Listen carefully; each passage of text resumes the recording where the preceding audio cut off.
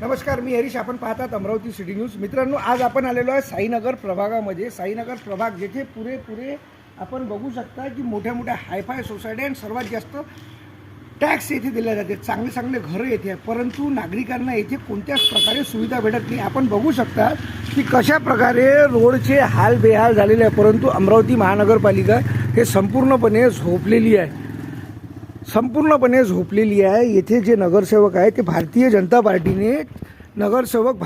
पार्टीचे निवडून दिलेले होतात. पटेल नगरमध्ये आपण आता उभे आहे आणि भारतीय जनता पार्टीचे नगरसेवक येथे निवडून दिले होते जनतेने. आणि हे तुम्ही रोडचे पूर्ण हाल बघू शकता. अशा प्रकारे रोड येथे बनलेले आहे आणि हे म्हणतात का पुन्हा अब की बार मोदी सरकार. तर तुम्ही बघू शकता या रोडचे हाल किती बेकार आहे.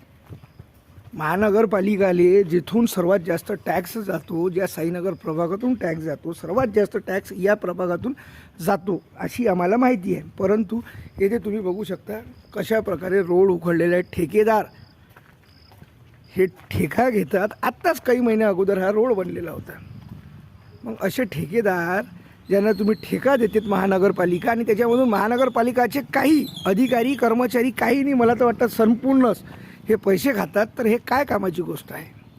येथील जेही असेल, आता इकडे कोण आहे इधर माहीत, तुषारभाऊ भारतीय आहे आणि महापौर होते इकडले एक महापौर होते, माजी महापौर गावंडे साहेब यांच्या प्रभागामधील हे संपूर्ण आहे.